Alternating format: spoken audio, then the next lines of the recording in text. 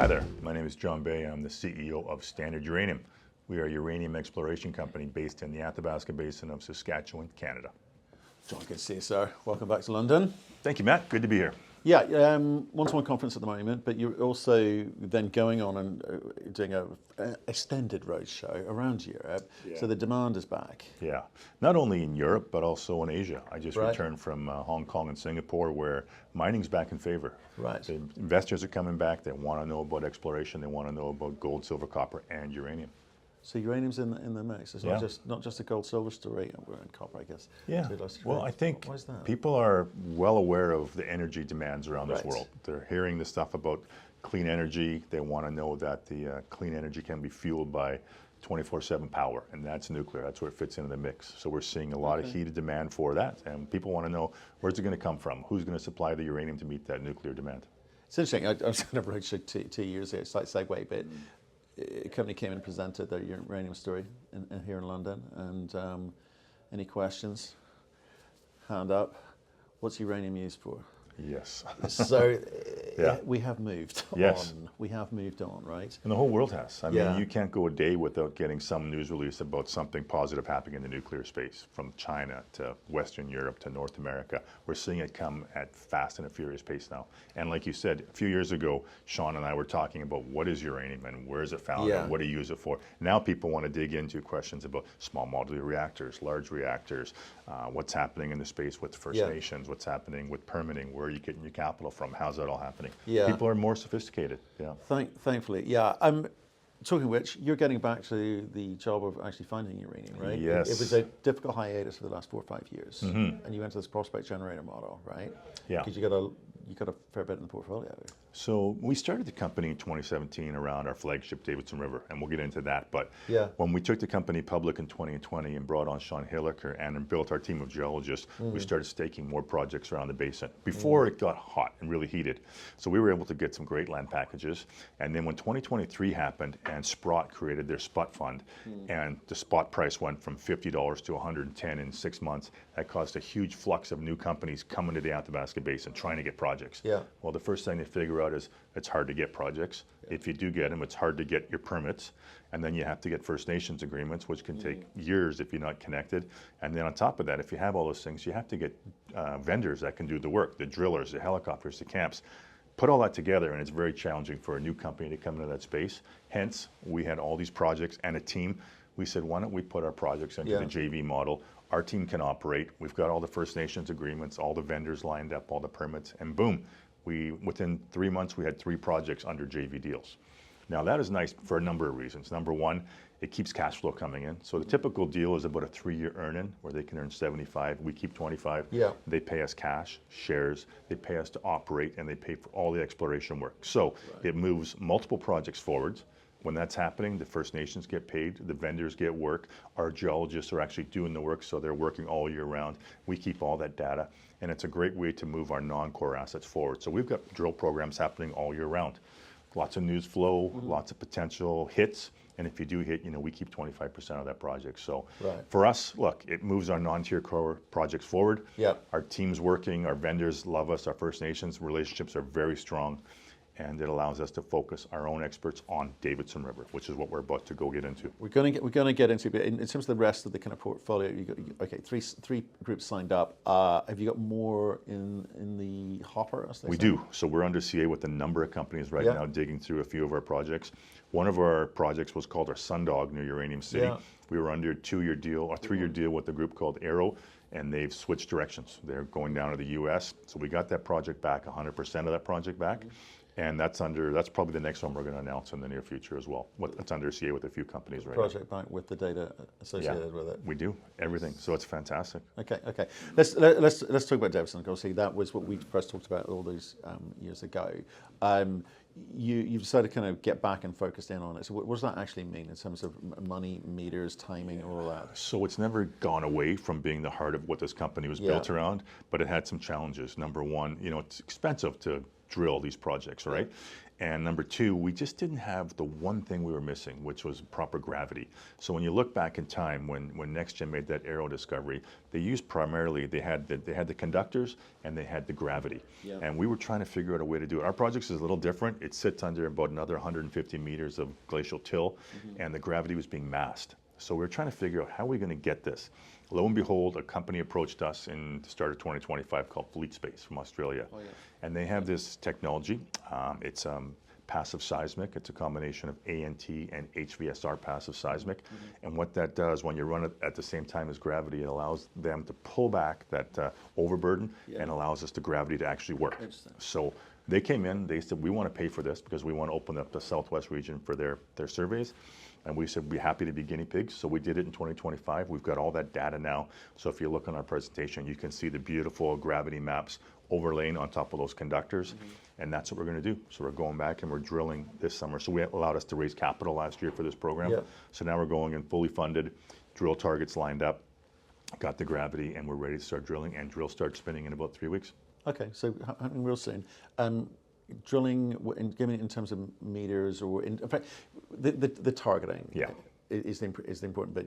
We talked about gravity. What else have you actually done in terms of kind of vectoring in on these specific targets? Yeah, so originally when we started targeting, we did the TDEM and VTEM, ZTEM geophysics. That allowed us to identify the conductors. And then the conductors is where you're going to find the uranium in this type of basement hosted rocks, right? So we've got that.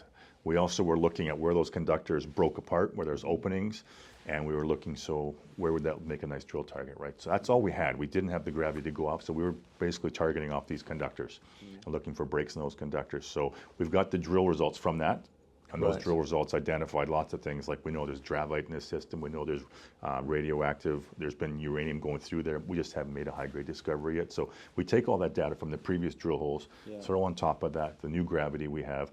We also did some machine learning, some AI stuff, basically all the public data that is available from Paladin's RRR project and NextGen's Aero project, that's all available. So we trained an algorithm to look at all that data and match the data on our Davidson River and overlay that to help us identify further drill targets. So we're going back with that data as well as the gravity. So it makes nice drill targets. Okay, and so you've got some money. So how much drilling are we talking about?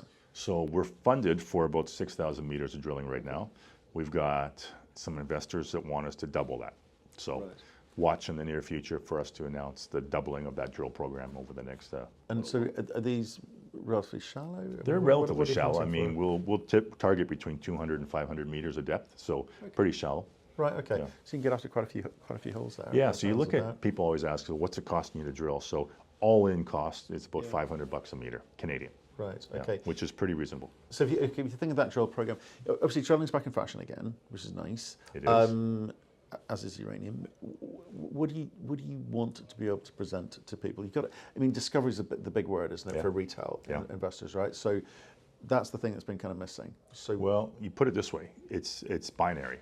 In retail investors watch. If you drill and you have a discovery, your share price takes off. If you don't have a discovery, they don't see everything that goes on behind. All they see is no discovery, so it's a sell, right? So we're going into it right now, like our market cap's 15 million.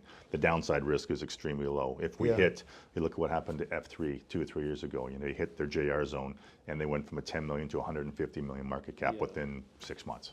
That's the upside. You make a high-grade discovery in this region, and uranium is massive torque on that.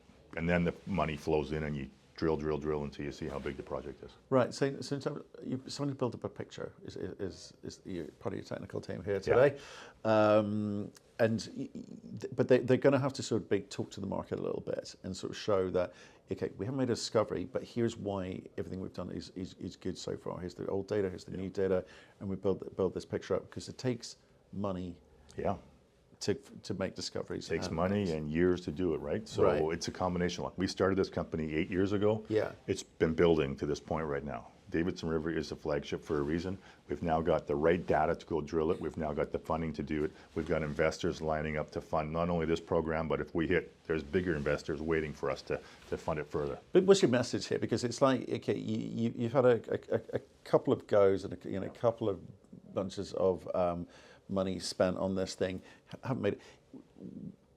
Why should you be sticking with this? That's what retail investors are going to say to you. Come on, Is this the one, or should we be moving on to the next thing? It's the torque they want to see when Right. they make a discovery. Yeah. So I'd say watch us. We're on the roadshow for a reason right now. We want people to figure out who we are, why we're doing this, Yeah. and put us on their radar. Maybe it's not time for them to invest right now, Yeah. but if they watch our news flow and watch the media we're going to be putting out over the next several months as we drill it, Yeah. watch for exciting news, and then you can jump in. Okay. We'll have a little tickle now. Yeah, if you want. However you want to play this. Yeah. Okay. So, but just want to get some sort of certainty from you, conviction from you. So I get the drilling watch space thing there, but in terms of the data that you've got now, your team think it's worth continuing to spend money on Davidson River in the way that you're doing it, or you wouldn't be doing it. You're not busy being busy. You think that this thing has got legs. Yeah, give drill me the programs full are why. expensive, right? Drill programs are expensive. Yeah. We've been waiting to get this proper gravity before we're going back and drilling again. We've Yeah. got it. Our geologists are jumping up and down to put the drills in the ground again. Now is the time to go at it. Yeah, that's the why. We've got the data, we've got the funding, we've got the targets. People want us to drill it, we're drilling it. Okay. You don't fancy having a second project which you can get after, which isn't part of the kind of the prospect generator component. We have other projects that are good projects in our Right. portfolio. But not as good as this. Not as good as this. Davidson, if you look at that southwest corner of the Athabasca Basin, you've got NextGen here, you've got Paladin here, you've got Standard here, Yeah. you've got Denison, you've got Cameco, you've got Orano. We're surrounded by billion-dollar companies. And here we are, 15 million market cap with a massive land package with great targets. We know if we hit, this is going to be spectacular. This whole region is going to be the hottest uranium district in the world, in my opinion, over the next decade. Okay. Let's look at the markets. Obviously, $15 million up on where we were, right? So you're getting some notice. Yeah. Is this, just sticking with the business models, is this the best model? Should you, why aren't you JVing with someone on Davidson River? Good question. I can tell you there are many large companies that have signed CAs with us that are watching us very closely. We're not going to build a mine. Our Yeah. goal is to make an exploration discovery, build it up to probably feasibility stage, package it up, and then sell that off. And that will be a huge win for our shareholders. Right, Yeah. okay. But you don't want their money right now? It's a good question. I mean, we've had a few groups make offers that we've turned down. We're waiting for the right company with the right offer. If it came, that would be something our board would discuss, yeah. Right, okay. Look, obviously, demand back up for uranium. It is. That's the good Yeah. news. And as you say, people talking about data and AI centers, and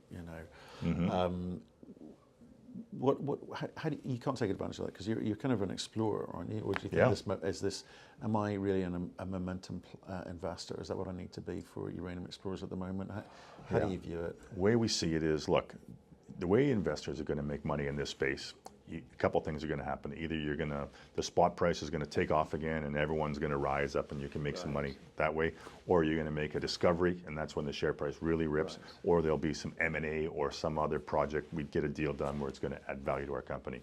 For us, the biggest bang for the buck is drilling Davidson River, making a discovery. That's what investors want us to do, and that's the huge upside. What do you think of mergers? We've seen a few mergers in the US. Yeah. Not quite sure what to make of those. We've seen some happen in Canada. Not quite sure what to make of those. Yeah. Does 1 + 1 = 3, or sometimes does 1 + 1 = 1? Sometimes 1 + 1 = -1, right? It depends. So you look at the projects that are emerging and look at the companies, and sometimes it works, sometimes it doesn't. Yeah. I'm like, look, we know all the companies in the basin that have merged over the last number of years. It's worked out for a few, not so much for some. So look, have we had discussions with companies? We sure have. We haven't seen anything that we think really values our projects or our team or what we've built, so we haven't gone down that path yet. Right. Yeah, I think with the ones that have worked, it's kind of the larger mergers with big money involved, big money backing. And there's been some companies that just are desperate. They run out of money, they can't advance it, so Right. they put a couple companies together and hope that increases their valuation. For us, because we switched to the project generator business and we're able to keep cash flow coming in, advancing projects, we haven't had to, in desperation, make any moves like that. That's the thing I like. Yeah. That's honestly, if I'm gonna be generous, I think to remain in the game has been really important in a market like we've been through, and not to take the cheap option of doing a merger to get out of it. So you must have some confidence, access to money when you need it. at the right price. Yeah, exactly. And the asset. I think behind one of the you. things that I've been really focusing on as a CEO is making sure the capital is there, not only to advance things this year, but looking where we're going in the future. So there are a number of large funds globally that are too big for us right now, or we're too small for them. And they've got us on their radar to position once that discovery is made. And that will allow us to scale rapidly once we make a discovery. Okay, let's say it's 6,000, maybe it's 10,000, maybe it's 12,000. That information is coming out when? Because that at the end of the day is going to define success for you. So drills start turning first week of June. Yep.